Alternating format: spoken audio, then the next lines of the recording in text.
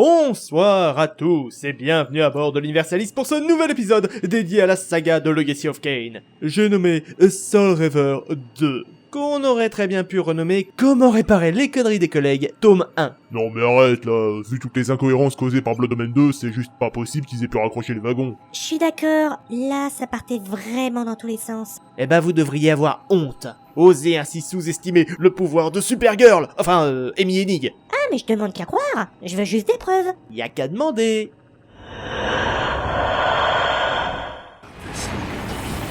We're close. There should be no oasis in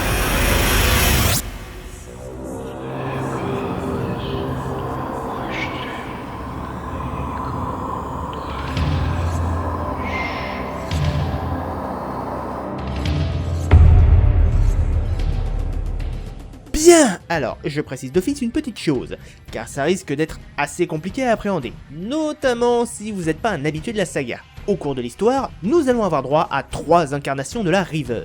La Soul River est l'épée ultime que Kain brandissait dans l'épisode précédent, habitée par une entité spirituelle que l'on appelle la River Spectrale, qui est actuellement détenue par Raziel. Et enfin la dernière forme que j'appelle personnellement la Blood River, c'est-à-dire l'enveloppe physique seule de l'épée, et qui boit le sang de ses victimes, d'où le nom de Blood River. En gros, Blood River plus River Spectrale égale Soul River. C'est bon, c'est retenu ? Parfait. L'histoire commence là où s'arrêtait Soul River 1, voire même un peu avant puisqu'on en profite pour réécrire le dernier combat entre Kain et Raziel. Exit l'idée que notre ghoul favorite ait pu blesser l'implacable vampire, ici Kain est largement plus puissant que Raziel et parvient à lui échapper sans même avoir été décoiffé. Mais suivant Kain à travers le portail temporel, Raziel débarque en l'an 0 de NK, en plein cœur de l'ancienne forteresse des Séraphéens, nez à nez avec Moebius, le gardien du temps qui a arraché Raziel à son voyage pour le ramener en ces lieux. Ce qui permet aux revenants de découvrir que le gardien possède un sceptre capable d'affaiblir tout vampire à proximité. Un talent qui, s'il est inefficace sur Raziel, empêche la River Spectrale de se matérialiser. Le vieux gardien lui révèle que Kain patiente auprès des colonnes. Acceptant les informations mais refusant son aide, Raziel est perturbé, non seulement car c'est la première fois qu'il voit les colonnes entières, mais également par l'état de Nosgoth, encore plein de nature et de vie, à des années-lumière du désert stérile qu'il a toujours connu. Mais alors qu'il se dirige à la sortie, Raziel est interpellé par la sépulture du défunt William le Juste, autrefois oxy par Kain, pour l'empêcher de devenir la Némésis. Et sur sa tombe repose la Soul River, brisée lors du combat contre Kain. Raziel y ressent une étrange sensation de discontinuité, comme si la réalité perdait de sa tangibilité. La River Spectrale semble s'éveiller, poussant Raziel à se saisir de l'arme et usant de son énergie vitale pour reconstituer l'épée légendaire, mais que Raziel préfère ne pas conserver. Notre ghoul bleuté finit par atteindre les colonnes, où, comme prévu, Kain l'attend. Mais au même instant ont lieu le meurtre d'Ariel et la folie de Nupraptor, corrompant le cercle et les colonnes sous le regard horrifié de Raziel. Mais Kain révèle que son dilemme moral final était également une sombre manipulation. Soit il laissait Nosgoth dépérir, soit il se sacrifiait pour son bien-être, mais étant le dernier vampire de ce monde, il condamnait sa race à l'extinction. Il a donc opté pour une 3e voie, mais qu'il se refuse à dévoiler avant de disparaître. Raziel ayant déjà été trop manipulé, il choisit de chercher ses réponses en solo, et finit par découvrir des ruines sous les colonnes, où il a le déplaisir d'y retrouver l'ancien sous sa véritable forme, une immense créature tentaculaire. Au fil de ses pérégrinations, Raziel apprend que les Célestes, une race de créatures ailées, auraient autrefois été en guerre contre un ennemi non identifié. Les Célestes auraient bâti les colonnes dans le but de les bannir dans un autre plan d'existence. Mais avant de disparaître, leurs ennemis leur ont infligé une malédiction, une soif de sang perpétuelle, créant ainsi les premiers vampires. Parallèlement, ces rencontres avec Kain l'aident à mieux cerner la complexité de leur situation, notamment via des paradoxes temporels conclus par de puissants séismes, seul moyen de changer leur destinée. Mais ils abordent aussi le cas des sombres puissances, un antagoniste inconnu qui semble déterminé à précipiter la chute de Nosgoth. Raziel rencontre également le légendaire Vorador, qu'il apparente à un élu d'anciennes prophéties vampiriques. Trop là pour s'intéresser à ses anciennes prédictions, qu'il assimile à des fantasmes, le vieux vampire révèle à Raziel que le dernier représentant des Célestes n'était autre que Janos Audron en personne, mort depuis déjà 500 ans. Devant cet état de fait, Raziel retourne à la forteresse des Séraphéens pour profiter des engins temporels de Moebius, et y est rejoint par le maître du temps que le revenant force à activer sa machine pour le renvoyer plus loin encore dans le passé. Mais Moebius le trompe et l'envoie au contraire dans l'avenir, en 130 après NK, dans un Osgoth commençant à pourrir sur ses fondations suite à la destruction des colonnes, au sein desquelles il retrouve le fantôme d'Ariel et où des démons extraplanaires pullulent. Finissant par tomber sur une machine temporelle dans les marais, mais incapable de la régler à sa guise, Raziel choisit de l'activer malgré tout, dans l'espoir d'être propulsé à la bonne époque. Ce qui marche plutôt bien, le revenant débarquant en 500 avant NK, en pleine époque des croisades séraphéennes. Raziel finit par rejoindre le Céleste, qui lui explique que s'il existe 9 gardiens pour les colonnes, il s'en trouve un 10e, le responsable de la Blood River. Alors que la race des Célestes disparaissait au profit de celle des humains, leur histoire finit par être oubliée, permettant aux humains de s'approprier les colonnes. Les nouveaux gardiens se retournèrent contre les buveurs de sang et considérèrent Audron comme un monstre à abattre. Désireux de prouver à Raziel qu'il est l'élu d'une prophétie, il tente de lui confier la Blood River, mais le revenant est pris de terreur, suppliant Janos d'éloigner la lame. C'est alors que les saints séraphéens débarquent. Désireux de protéger Raziel, Audron le téléporte dans une pièce à part. Mais on ne fait pas moins tenace que notre héros bleuté, qui revient à la charge et est figé d'horreur par la scène, car c'est l'incarnation humaine de Raziel qui arrache le cœur de Janos, et les inquisiteurs fuient les lieux avec la Blood River. Demeuré seul avec le corps de Janos, qui le supplie de récupérer l'arme antique et d'embrasser ses destinées, Raziel se laisse envahir par la rage et le dégoût, et se lance dans une traque vengeresse. De retour dans la forteresse des Séraphéens, Raziel retrouve la Blood River et est surpris par Malek et Moebius, dont le sceptre inhibe la lame spectrale. Le gardien du temps a manipulé Raziel depuis le début, pour conduire au meurtre de Janos Audron. C'est alors que se font entendre les hurlements des autres gardiens, en ce moment même massacrés par Vorador. Brandissant la Blood River, Raziel est alors enfermé par ses adversaires qui mettent les voiles. Sur sa route, le revenant va éliminer les différents saints séraphéens, Melkia et Zéphon, Duma et Rab, puis Turel, et enfin Raziel lui-même. Mais alors que son double humain rend l'âme, Raziel voit la River spectrale se détacher de lui pour s'insinuer dans la Blood River, avant que l'arme ne se rebelle à nouveau, poussant le revenant à s'empaler dessus. Et c'est alors que Raziel réalise la vérité. L'esprit dévoreur d'âme habitant la Soul River n'est autre que lui-même. Lentement absorbé par l'arme, Raziel ne doit sa survie qu'à Kain, qui décidément surgit toujours au bon moment, et permet à notre héros d'échapper à son destin. Mais alors que l'histoire se réorganise pour faire face à ce paradoxe, de nouveaux souvenirs surgissent dans la mémoire de Kain, ce qu'il a vécu dans Blood Omen 2, lui permettant ainsi de comprendre qu'ils n'ont fait que jouer le jeu des puissances obscures, dont il prononce enfin le nom. Réalisant la seule échappatoire à ce destin, il intime un ultime ordre à Raziel, ne jamais ramener Janos à la vie. Mais trop affaibli, Raziel s'évanouit dans la sphère spectrale où il retrouve avec horreur la River spirituelle, toujours lovée autour de son bras. Il en tire alors la seule conclusion possible, il n'a pas été libéré de son destin de finir emprisonné dans la Blood River, il a juste pu le retarder. Et c'est ainsi que s'achève Soul River 2. Bah moi j'ai rien pigé. Idem. Ouais, je confirme que pour réussir à tout comprendre sans jouer au jeu, c'est pas simple. Déjà que même en jouant au jeu, c'est assez complexe. Donc, allons-y pour l'analyse. Alors déjà, vous l'aurez remarqué, le jeu est particulièrement généreux en termes de référence au reste de la saga, sans pour autant faire dans l'historique facile. Prenons le cas du Cœur des Ténèbres, censé restaurer la non-vie vampirique. Il s'agit de l'item utilisé par Kain dans le premier Blood Omen, et qu'il ramenait aussitôt à la vie en cas de décès, et qui venait déjà de Janos Audron. Et on suit beaucoup d'éléments en relation avec les jeux précédents. Les conséquences de la mort de William le Juste, la croisade de Moebius contre les vampires, on confirme que l'arme du défunt roi était la Soul River, l'impact de la mort d'Ariel et de la folie de Nupraptor, infectant Kain à la naissance. Ce qui prouve que la mort d'un gardien transmet immédiatement son statut et donc confirme que la mort de Kain aurait dû voir un nouveau représentant de l'équilibre, mais bon. Les gros balrogs qui vous attaquent ont pratiquement le même design que ceux de Blood Omen, et enfin, on comprend pour quelle raison Malek n'est pas intervenu directement pour sauver ses potes, parce que Moebius l'avait retardé. Mais si c'est la faute de Moebius, Malek aurait pas pu s'en plaindre pour éviter son châtiment? Alors non, techniquement on lui a pas reproché d'être arrivé en retard, on l'a accusé d'avoir fui le combat contre Vorador parce qu'il avait été retrouvé en vie et pratiquement indemne. Mais en dehors de ça, il y a quand même quelques points à éclaircir, à savoir le plan de Kain, l'importance des trois rivers, et surtout, ces putains de Hilden. Donc on reprend. Les Célestes sont une race ancestrale en guerre contre les Hilden. Pour s'en débarrasser, ils ont érigé les colonnes pour bannir leurs ennemis dans un plan infernal. Mais avant cela, les Hilden sont parvenus à transformer les Célestes en vampires. Conclusion, à la base, les colonnes appartenaient aux vampires. Sauf que, comme le disait Janos, pour qu'un pilier se trouve un gardien, ce dernier doit naître. Or, les vampires ne venant plus au monde naturellement, les colonnes se sont choisis des héritiers chez les humains. Avec les colonnes, les Célestes ont créé la Blood River, une lame capable de dévorer les fluides vitaux de leurs ennemis. Oui, le sang donc, et qui était censé être une clé là où les colonnes étaient le verrou. Alors probablement une manière de dire que c'est grâce à la River qu'on peut ouvrir ou fermer le lien vers la dimension prison des Hilden, mais j'admets que pour ce point, c'est très flou. À la mort de Janos, la Blood River fut récupérée par les Séraphéens, où elle aurait été possédée par une entité dévoreuse d'âmes, faisant d'elle la Soul River.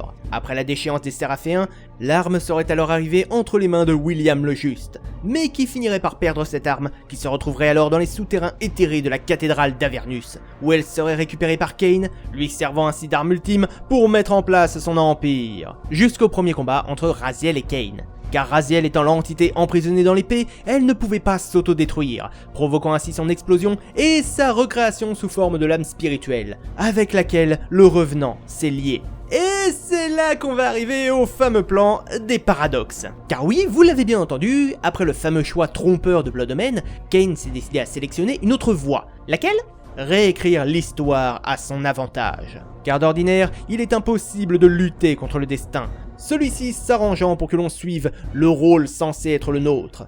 Pourtant, un changement temporel s'est produit. Kain est parvenu à tuer William le Juste. Il a changé le passé. Comment est-ce possible ? Parce que Kain et William brandissaient tous deux la Soul River, la même entité spirituelle enferrée se trouvant au même endroit en deux exemplaires, cela a provoqué la fameuse discontinuité. L'arme ne pouvant se détruire elle-même, celle de William fut la première à céder, permettant la victoire de Kain et donc la mise en place d'une nouvelle ligne temporelle. Et c'est pour cette raison que Raziel ressent ce malaise à chaque fois qu'il s'approche de la Soul River, parce qu'il est l'entité spirituelle censée finir dans l'arme. Et donc si elle s'y trouve déjà, il ne peut pas être à la fois dans l'épée et à l'extérieur. Là où à l'inverse, la Blood River ne lui fait rien ressentir de plus que de l'appréhension.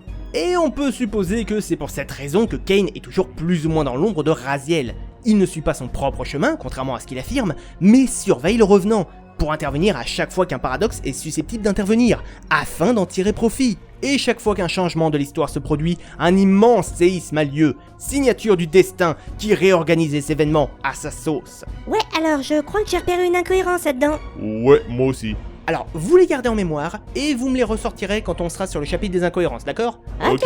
Et c'est pour cette raison que Raziel sent que la River n'agit plus selon sa volonté durant ces moments, à cause de la discontinuité causée par le paradoxe. Et c'est uniquement pendant ces moments, quand il réalise qu'il n'est qu'un jouet pour le destin, qu'il a la possibilité de remanier ses actions. Et c'est probablement aussi pour cette raison qu'il ressent à la fois de l'attraction et de la répulsion pour la Blood River, car se sachant instinctivement condamné à y être enfermé pour l'éternité, il en a peur. Mais la River spectrale, elle, souhaite y retourner. Et comme on s'en est rendu compte, depuis le premier contact ayant réparé la Soul River de William, la River spectrale est devenue une entité consciente dont Raziel peut percevoir les émotions.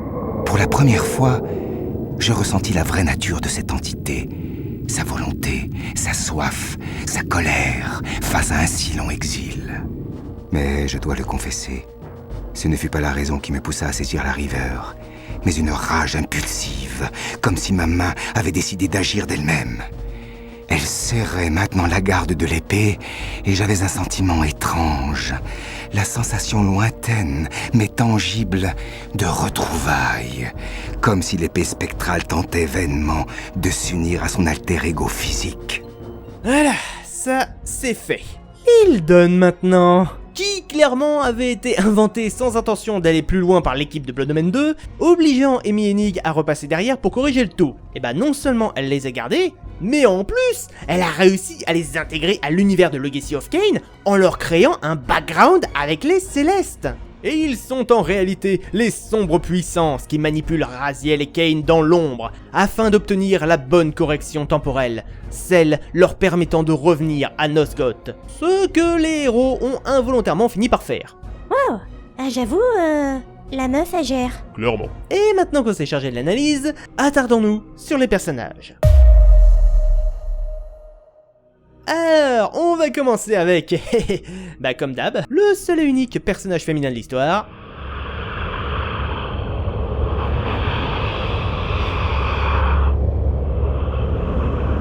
Parce que ouais, c'est le premier épisode qui donne un peu d'épaisseur à Ariel. Et non, je parle pas des bonnets de soutien-gorge qu'elle a gagnés entre 2 épisodes. Jusqu'à présent, elle n'avait été qu'une figure assez stoïque, prodiguant des conseils aux héros, mais sans plus de profondeur. Ici, elle est montrée comme désespérée, elle éprouve de la rancœur envers Kane, et elle est même tellement obsédée par l'idée qu'elle sera condamnée à l'errance tant qu'il n'y aura pas de nouveau gardien de l'équilibre, qu'elle n'arrive même pas à envisager d'autres options. Et lorsque Raziel ajoute à ses suppositions l'idée que la mort de Kane ne reconstituerait pas les colonnes, elle craque, terrifiée, allant même jusqu'à implorer Raziel de la laisser tranquille. Tu vois bien que je suis captive. Fais montre d'un peu de pitié. Comme celle dont tu fis preuve envers tes frères gardiens en leur envoyant Kane. Ou comme celle dont tu gratifia Kane, lui cachant son destin et en faisant le fléau du cercle. Ou encore celle dont tu affligeas ton cher Nupraptor lorsque tu en fis la première cible de Kane. Car oui, Ariel est elle aussi une manipulatrice. Alors dans l'espoir d'arranger les choses et de se libérer de sa captivité, bien sûr, mais manipulatrice quand même. Plus j'en apprends sur votre cercle, plus j'y vois un nid de serpents entrelacés. Et passons maintenant à l'autre entité plus ou moins immatérielle de cet épisode.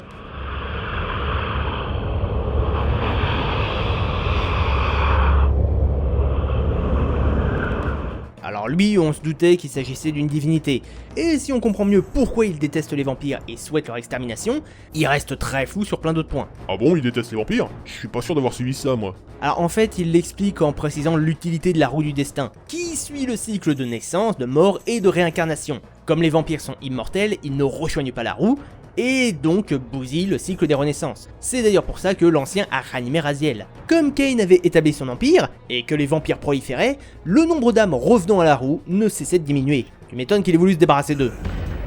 Les vampires sont une abomination, la peste qui dévore l'énergie spirituelle de ce monde.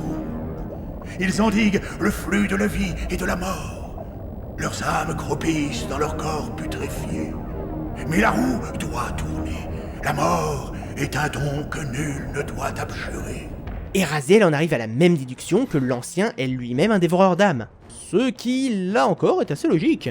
Cependant, si on peut admettre que cette entité soit éternelle et omniprésente, lui permettant d'être continue à n'importe quelle époque et d'avoir conscience de la situation temporelle, il n'est pas aussi puissant qu'il aimerait le faire croire. Il n'a aucun pouvoir sur Raziel et semble incapable de manipuler son existence comme il l'a toujours prétendu. Il le pousse à considérer les paroles des autres et les fresques des Célestes comme des mensonges et a recours à de nombreux larbins humains qui ignorent sa véritable forme, comme Moebius. Ce qui explique pourquoi le gardien a toujours œuvré dans le but d'anéantir les buveurs de sang. Et il essaye de déstabiliser Raziel en lui faisant croire que s'il ne lui obéit pas, alors il accomplit la volonté de son pire ennemi, Kane. Ce qui est un peu une manière de dire, si tu n'es pas avec nous, tu es contre nous. Cependant, il semblerait que l'ancien soit également de mèche avec les Hilden, et avoir activement participé à la destruction des colonnes.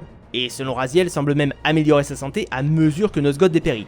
Pour ce dernier point, en revanche, je suis pas d'accord. Si Nosgoth dépérit, le cycle de vie et de mort sera malmené, et au final ça ne lui conviendra pas. En revanche, l'idée de ramener les Hilden à Nosgoth peut être une bonne vision des choses, car comme l'avouait le seigneur Séraphéen, c'est le fait d'être dans un plan démoniaque qui conférait leur immortalité aux Hilden. S'ils venaient à revenir intégralement et à mettre en place un nouveau cycle après avoir éradiqué les vampires et ainsi repeupler Nosgoth, eh ben l'ancien serait gagnant sur tous les tableaux. À condition évidemment que les Hilden ne se fassent pas renvoyer chez eux à coups de pompe dans le derche. Oups. Un dernier point intéressant, c'est un doute de Raziel. L'ancien l'a-t-il réellement ramené à la vie comme il le prétend, ou le revenant s'était-il déjà changé en vampire des âmes, permettant à l'ancien de jouer le rôle de mentor tout-puissant. Et c'est une bonne remarque. Vu que dès Soul Reaver 1, il était expliqué qu'après un certain temps sous forme spectrale, les vampires s'adaptaient et devenaient des mangeurs d'âmes. Après, le seul point qui m'a semblé assez bizarre, c'est l'hostilité de Raziel à l'égard de l'ancien dès leur retrouvaille. Ah, mon vieux mentor. Dire que j'osais rêver d'une séparation définitive. Ton silence fut apaisant. Tant qu'il dura.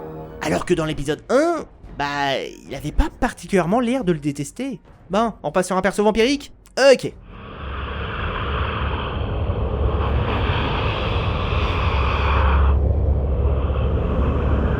Vorador, le plus vieux vampire de Nosgoth.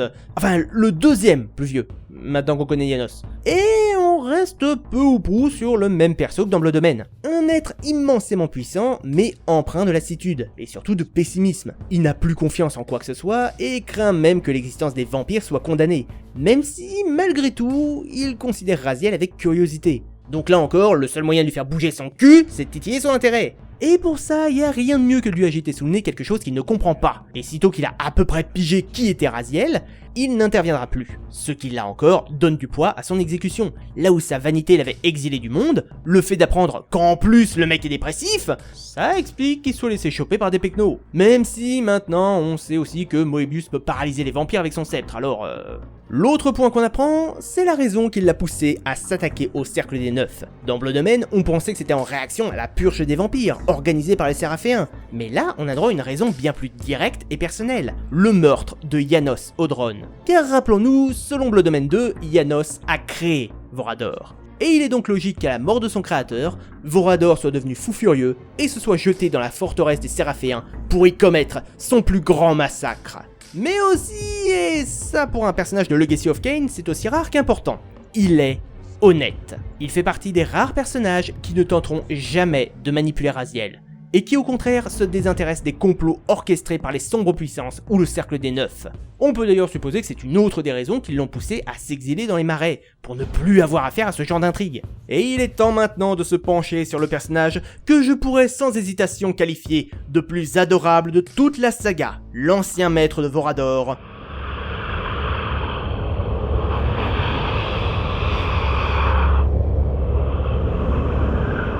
Janos, qui est, je le remarque seulement maintenant, le seul personnage de toute la saga de Legacy of Kain à avoir un nom de famille. Je pense pas qu'on puisse avoir un perso plus angélique que ça. Non seulement le gars a clairement une apparence caractéristique, mais surtout, le mec est un pacifiste et un homme éclairé, empathique, qui compatit envers ceux qui voudraient le tuer. Je vous rappelle que les Séraphéens ne pouvant pas l'atteindre, il massacre des vampires et les expose devant le sanctuaire de Janos pour le pousser à réagir. Il semblerait que le genre humain ne t'ait apporté que tourments et douleurs. Tu dois les haïr. Ils craignent ce qu'ils ne peuvent comprendre, et ils méprisent ce qu'ils craignent. Mais je ne les hais point. Vorador, quant à lui, il a trop souffert pour être encore capable de pardon. Le mériterait-il ? Ils ne savent pas ce qu'ils font. Ils sont ignorants et si faciles à manipuler. Ok, donc là je pense qu'on est carrément au niveau de Bouddha ou de Gandhi. Pareil, quand on se rend compte que les Séraphéens ont suivi le nouveau chemin créé par Raziel, Janos en fait la remarque, mais on ne sent aucun reproche dans ses mots, c'est juste un constat. Et bien qu'il soit fatigué de sa vie extrêmement longue, il demeure en place pour maintenir son rôle, celui de gardien de la River, qui devra transmettre l'arme légendaire à l'élu des vampires. Et c'est d'ailleurs le seul personnage de l'univers à littéralement abreuver Raziel de réponses, puisque les seules questions auxquelles il ne répond pas sont celles dont il ne connaît lui-même pas la solution. Bon après on peut se demander par quel miracle Janos Audron connaît le nom de Raziel, parce que s'il sait qui il est et l'assimile au fameux élu de la prophétie, il semble assez horrifié par son apparence décharnée, comme s'il l'avait connu autrefois. Bon après, peut-être qu'ayant déjà vu le Raziel humain, il l'a reconnu sous les traits de la goule bleue, ce qui est une déduction qui peut se tenir, mais enfin voilà, faut quand même avoir l'esprit sacrément ouvert pour imaginer une conclusion pareille sans indice. On en a fini avec le plus angélique des vampires, passons au plus maléfique.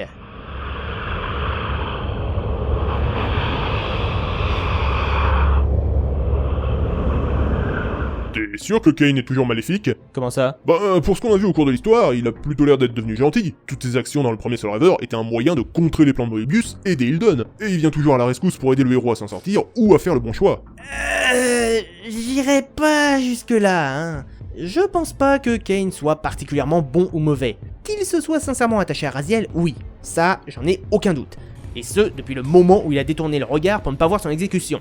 Mais dire que c'est un type bien... Non, clairement pas, non. Ça reste un mec capable de massacrer des bébés juste pour se divertir.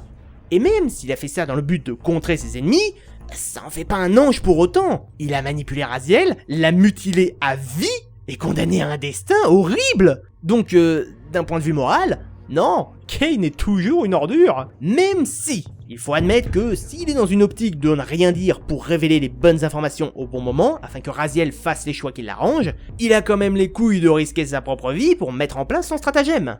Ce qui est une qualité. Mais c'est également un individu expérimenté qui n'est pas du genre à se faire avoir lors d'une conversation avec des arguments moraux. Il n'est pas moral, il est pragmatique. Et si ça le fait voir comme une ordure, eh bah tant pis. Épargne-moi tes métaphores fleuries, Kain. Je t'ai suivi pour une simple raison, te faire payer ta traîtrise et restaurer l'équilibre de Nosgoth. Et quelle volonté accompliras-tu ainsi, Raziel? La tienne ou celle de Moebius? Tu préférerais peut-être que ce fût la tienne, Kain? Par exemple, quand Raziel prétend que sa mort servirait le bien-être de Nosgoth, Kain le remet à sa place, en rappelant que ça ne sert à rien de se cacher derrière des arguments vertueux pour justifier ses actions. Fille de cet étalage moraliste, nous connaissons tous les deux le manque d'altruisme de ta démarche. Une téméraire hargne t'a guidé, je l'avais prévu ainsi. N'aie pas honte, Raziel. La vengeance est noble, au moins est-elle sincère. Et moi, Raziel, mais fais-le honnêtement. Mais malgré tout, comme je le disais, Kain reste attaché à Raziel, et éprouve une certaine fierté à son égard. Il savait pertinemment que son fils parviendrait à comprendre que les choses ne sont pas aussi simplistes qu'elles le semblent, et l'encourage même à poursuivre ses investigations par lui-même, sans l'aide de personne, parce qu'il le sait capable d'y parvenir. Ou parce qu'il sait pertinemment que s'il agit de telle façon, Raziel accomplira la volonté de Kain. N'en sois pas si sûr. Puisque justement, si le destin est écrit, le détourner à l'aide d'un paradoxe n'est absolument pas garanti. Ça pourrait très bien foirer. Donc oui, je pense qu'il y a une grosse part de confiance de Kain envers Raziel. Bien, on a vu le pire des vampires, je propose qu'on s'attelle maintenant au pire des humains. Et sans la moindre hésitation, celui que je qualifierais d'antagoniste principal de cet épisode...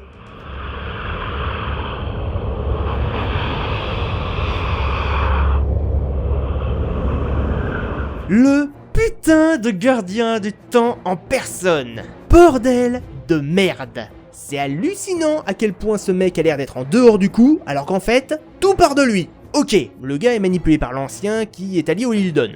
Mais il n'empêche que le mec est un putain de génie en termes de complot. À dire vrai, j'aurais pas beaucoup de scrupules à dire qu'il s'agit du personnage le plus fourbe que j'ai jamais vu, et ce, tout univers de fiction confondu. Non content d'avoir un accès total au passé, présent et avenir de Nosgoth, Moebius est un excellent comédien, qui sait jouer de chacune des situations pour pousser ses proies à agiter sa toile de la manière dont il le souhaite. Même Raziel, pourtant parfaitement au courant de la fourberie du gardien, tombe régulièrement dans ses pièges, parce qu'ils étaient beaucoup trop élaborés pour qu'il en comprenne l'objectif. Par exemple, Raziel souhaitait retrouver Janos Drone et a été expulsé dans le futur par le gardien. Et il en a conclu que Moebius ne voulait pas qu'une telle rencontre ait lieu, ce qui a au contraire renforcé la détermination de Raziel, persuadé qu'il était sur la bonne voie. Mais pourquoi se casser la tête? Il aurait pu tout simplement envoyer Raziel à la bonne époque, et les choses se seraient passées comme il le souhaitait. Eh bien, ma chère Nile, je te pose la question. Si un mec que tu considères comme un ennemi et un manipulateur de génie faisait précisément ce que tu lui demandais, qu'est-ce que tu en conclurais? Que je fais précisément ce qu'il veut que je fasse? Exactement. Et là, Raziel se serait vraiment méfié. Mais il se méfie quand même quand le deuxième engin temporel l'envoie à la bonne époque. Oui, sauf que là, il n'a pas croisé Moebius sur sa route. Et même s'il renifle le coup de pute, à ses yeux, il n'envisage pas que la rencontre avec Janos soit le piège tendu. Il s'attend juste à ce que des Séraphéens lui barrent la route. Mais c'est pute! Exactement. Et quand Moebius dévoile son vrai visage à la fin du jeu, c'est là qu'on se rend compte qu'il nous a toujours berné. À chaque fois qu'on l'a croisé, à chaque fois qu'on l'a vu exprimer de la surprise, de la terreur, qui a été jusqu'à supplier de se faire épargner, tout cela ne servait qu'à conforter Raziel dans sa certitude d'avoir le dessus. Moebius est une ordure, un comploteur de génie, et en plus il n'a pas son pareil pour amener ses victimes à douter de leurs propres alliés, quitte à mentir ouvertement. D'ailleurs, c'est un point sur lequel on peut tiquer. Certains des mensonges de Moebius sont clairement repérables. Mais si c'est un manipulateur de génie à ce point, est-ce qu'il s'est vraiment trompé? Ou est-ce qu'il l'a fait exprès? Excellente remarque. Même ses plus minables arguments sont volontaires. Parce que justement, il pousse Raziel à penser que Moebius est un idiot facile à berner. Et je suis moins stupide que je ne t'ai poussé à le croire. Et justement, on va maintenant s'attaquer à la cible favorite de Moebius. Et de Kain. Et de l'ancien. Et de pratiquement tous les comploteurs de jeu en fait.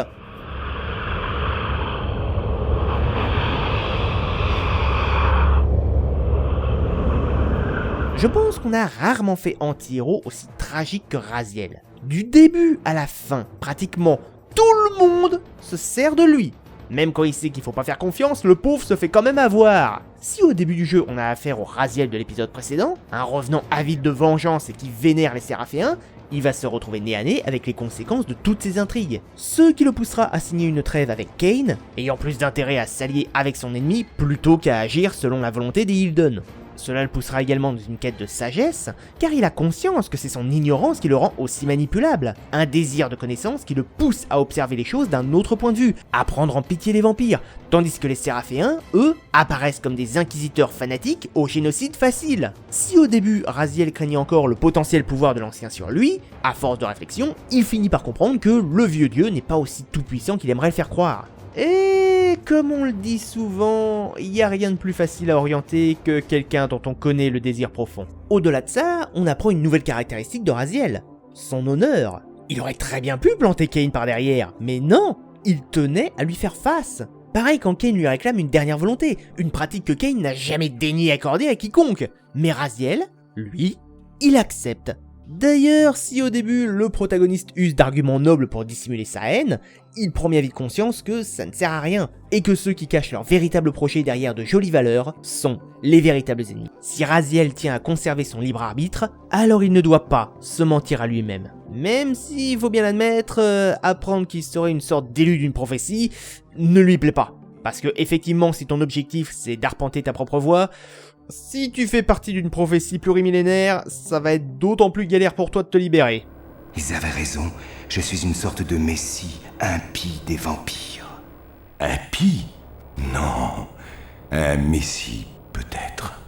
C'est un mot que je n'aime pas, il en évoque un autre, martyr. Et c'est pour cette raison que les personnages les plus importants pour Raziel sont ceux qui lui parlent avec franchise. Moebius joue avec lui, alors il le menace à chaque fois qu'il en a l'occasion. Ariel tente de le manipuler, il la remet à sa place et en rajoute une couche par-dessus. Ce purgatoire dont tu rêves de t'évader, tu en as à peine franchi le seuil. Alors mec, je comprends que t'aies la haine et tout, mais là t'es juste en train de frapper quelqu'un qui est déjà à terre et qui se relèvera plus jamais. Oui, enfin, Raziel est quand même un peu con de s'être laissé prendre 2 fois au même piège. Je suis pas sûr de suivre, qu'est-ce que t'entends par là? Ben, Moebius a déjà fait croire à Raziel qu'il pouvait l'empêcher d'aller quelque part, alors qu'au final, c'était précisément ce qu'il souhaitait, ce qui a conduit à la mort de Janos. Or, quand Raziel rejoint la forteresse pour se venger, il utilise exactement la même technique, en le harcelant d'apparitions démoniaques pour le ralentir. Donc, il est un peu con, non? Dans d'autres circonstances, j'aurais dit oui. Mais là, on a affaire à un Raziel qui a perdu son mentor, qui s'est fait massacrer sans qu'il puisse intervenir. Donc sa frustration est déjà level max. Un massacre orchestré par des Séraphéens, pour qui son respect a été rejeté à mesure qu'ils se rendaient compte de leur monstruosité. Donc, non. Raziel est clairement pas en état de réfléchir. Ouais, il s'est attaché sacrément vite à Janos quand même. Sauf que, pratiquement depuis sa renaissance, Janos est le seul à avoir jamais traité Raziel humainement. Le mec a littéralement sacrifié sa vie pour le mettre hors d'atteinte. Sans parler du fait qu'il était celui qui avait pratiquement toutes les réponses possibles et imaginables. Normal qu'il s'y soit attaché. Sans parler du fait que tous les démons balancés sur sa route le rabaissent. Ils se foutent de sa gueule dans la seule et unique optique de le foutre en rogne, pour l'empêcher de réfléchir afin qu'il fonce tête baissée dans le piège qu'on lui a tendu. Crois-tu vraiment pouvoir sauver Nosgoth? Toi qui es incapable de protéger ta vie. Le voilà, ce fameux messie de Nosgoth. Quelle naïveté de penser que l'on peut s'opposer à sa destinée. Quel idiot!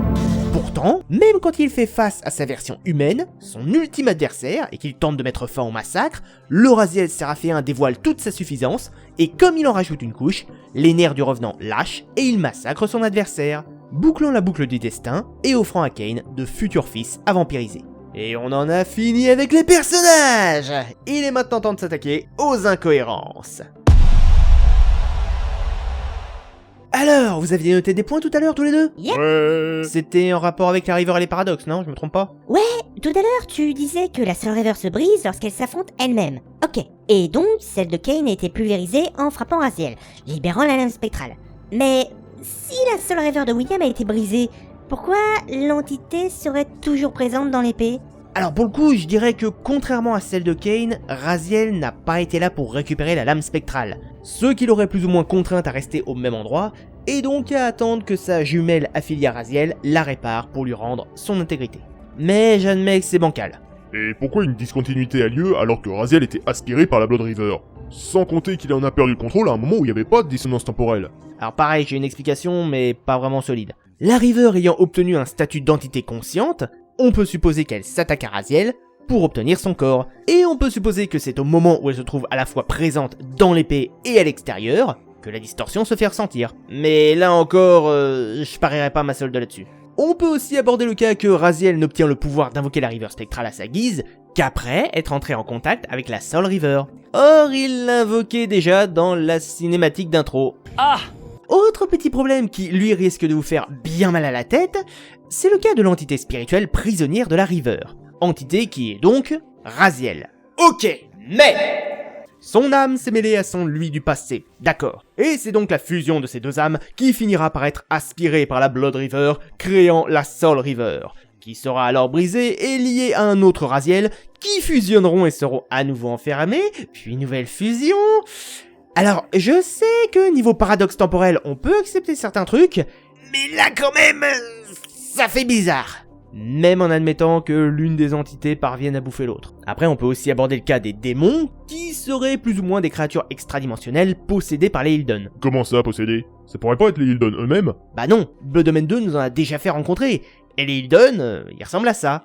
Ah, et autant j'ai pas de problème à ce que les démons puissent apparaître dans le futur, après que les colonnes aient été détruites, parce que bah, c'est un peu les colonnes qui les empêchaient de revenir, quoi. Par contre, qu'ils puissent intervenir à une époque où les piliers étaient encore intacts, là par contre j'y crois moyen.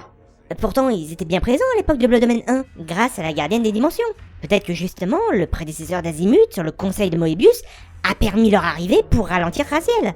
Oui, c'est une théorie qui se tient. Mais c'est pas un peu incohérent que des démons se baladent dans Nosgoth alors qu'à l'époque de Soul River, on en a jamais croisé un seul? Techniquement, non, puisque dans Blood Omen 2, Kain a éliminé le Seigneur Séraphéen et refermé le portail vers la dimension des Hildon, leur interdisant de revenir. Bon, après, vu que les colonnes sont en miettes, rien ne les empêche de réessayer, mais bon, vu à quel point ils ont galéré à faire ouvrir ne serait-ce qu'un seul portail, je pense que c'est pas si incohérent que ça. Abordons maintenant le cas du sceptre de Moebius, capable d'affaiblir tout vampire à sa portée. D'une part, si Raziel n'est pas sensible à son pouvoir, je ne vois pas pourquoi la River spectrale le saurait. Mais si cet artefact permet d'expliquer pourquoi Vorador a été capturé et exécuté aussi facilement, on peut se demander par quel miracle Kain a pu vaincre Moebius dans Blood Omen. Mais en même temps, il fallait que Kain refuse de se sacrifier pour permettre la déchéance des colonnes et le retour des Hildon. Ce qui impliquerait que Moebius soit volontairement laissé tuer. C'est pernicieux, mais quand on connaît Moebius, ça passe. La vache! C'est jamais simple quand Moebius est dans le coin. Et pourquoi il y a la tombe de William le Juste dans la forteresse des Séraphéens? Il est pas censé être mort ici pourtant. Alors, bonne remarque, mais de la part de fanatiques partis en croisade, ça me semble pas si incohérent que le corps ait été rapatrié pour en faire un sanctuaire à sa mémoire. Après tout, c'est un peu à cause de sa mort que Moebius a pu relancer une guerre contre les vampires. On a aussi le cas des tombes des saints séraphéens, dont les caveaux, selon Raziel, ont déjà été profanés par Kain, ce qui valide ma théorie comme quoi Kain avait récupéré les dépouilles avant qu'elles pourrissent un peu trop. Mais on peut arguer le fait que, niveau taille, les versions du tombeau entre Soul River 1 et 2 ont sacrément changé. Ou alors c'est pas le même endroit. C'est possible aussi. Mais si Moebius a fait récupérer la dépouille de William le Juste, je suis pas sûr qu'il en aurait fait autant pour les saints séraphéens. C'est possible quand même, mais voilà, j'ai des doutes. Et malheureusement, la série n'échappe pas à quelques facilités d'écriture, comme le fait que Raziel soit régulièrement bloqué et incapable de rejoindre tel ou tel endroit. Alors d'un point de vue gameplay, ça passe, hein, mais pas au niveau scénaristique. Raziel est indestructible et a des griffes. Techniquement, rien ne l'empêche d'escalader la montagne. Et il aurait eu besoin de la River de l'air pour pulvériser un mur déjà fissuré, alors qu'il est censé être assez fort pour déplacer des blocs de plusieurs tonnes. Non, sérieux, je pense que ce genre d'obstacle, il peut largement les exploser à griffes nues. Ou encore, mon petit favori, Raziel qui est incapable de rejoindre Janos en danger, parce que... La porte était scellée par des forces élémentaires que je ne possédais pas. Si, Raziel possède déjà la River de Feu depuis l'épisode précédent. Parce que je me suis un petit peu cassé le cul à l'obtenir, celle-là. Et globalement, c'est à peu près tout ce qu'on peut relever sur le jeu. Le plus gros problème de pratiquement n'importe quelle œuvre utilisant le voyage dans le temps, c'est le principe des paradoxes. Si vous mettez pas d'office des règles très strictes, ça peut vite devenir la merde. Et Soul Reaver 2 joue avec ce point. Parce que justement, les paradoxes temporels sont la clé de l'intrigue. Les moments qui modifient la ligne du temps, quitte à provoquer de monstrueuses conséquences. Du coup, ça rend très difficile de déterminer les limites de ce qui est possible ou pas. Et je pourrais conclure comme ça, l'univers de Legacy of Kain parvient à justifier la majeure partie de ses incohérences en les rendant cohérents. Je crois qu'on peut appeler ça un coup de maître. Eh ben, t'as rien à dire? Non. J'ai un peu tout raconté dans l'analyse de l'intrigue ou des personnages. Sauf que toutes mes déductions, elles sont plus ou moins expliquées dans le jeu. C'est pas un truc qui était laissé à l'abandon, sur lequel on peut réfléchir par soi-même. Y a pas beaucoup de trucs qui ont été laissés dans le flou. Et vu que le jeu avait pour objectif de réparer les conneries de Blood Omen 2, ils avaient pas intérêt à laisser le moindre truc dans le vague. Bon, y a peut-être un truc à relever, avec la roue du destin. On l'a compris, dans ce monde, les âmes doivent suivre un cycle de naissance, de mort et de réincarnation. Et les vampires ne suivent pas ce cycle à cause de leur immortalité. Mais qu'en est-il du cas de Raziel et de ses frères? Ils sont morts en tant qu'humains et ont été ressuscités par Kain des décennies après. Mais du coup, l'âme du Raziel vampire est-elle la même que celle du Raziel humain? Et si c'est pas la même, ce qui serait logique vu que ni lui ni ses frères n'avaient le moindre souvenir de leur existence mortelle, à qui elle appartient? C'est pas une incohérence du coup? Alors techniquement non, il n'y a jamais rien eu qui affirmait quoi que ce soit à ce sujet, et à vrai dire rien n'empêche l'un ou l'autre, c'est juste que on peut se poser la question. Et je pense que j'ai dit tout ce que j'avais à dire là-dessus. C'est con, franchement. Parce que s'il n'y avait pas eu toutes ces petites incohérences dans le lot, je pense que le scénario aurait mérité un beau 20 sur 20. Même si on peut l'accuser d'être très complexe si on cligne des yeux un peu trop souvent. Du coup, tu lui mets combien? 19 sur 20. Non, parce que clairement, niveau travail sur l'univers, l'intrigue, réussir à retourner le handicap des paradoxes temporels pour en faire un avantage, moi j'appelle ça du génie. Combiné à la note du gameplay, ça nous donne 16 sur 20. Ouais, clairement, c'est la jouabilité pas fameuse qui le fait pêcher cet épisode. Et bah putain, là encore, on est tombé sur un exemple typique d'un jeu vidéo où le scénario surclasse totalement le gameplay. C'est un univers qu'on suit pour l'aventure qu'il nous raconte, et à la limite, le côté interactif, il est plus là pour faire acte de présence qu'autre chose. Mais si vous voulez vraiment une histoire qui vous colle par terre, foncez, vous le regretterez pas. On va se séparer là, et je vous donne rendez-vous pour le dernier épisode de cette licence, à savoir Legacy of Kain Defiance. Sur ce, je vous souhaite une excellente soirée, et à bientôt à bord de l'Universalis.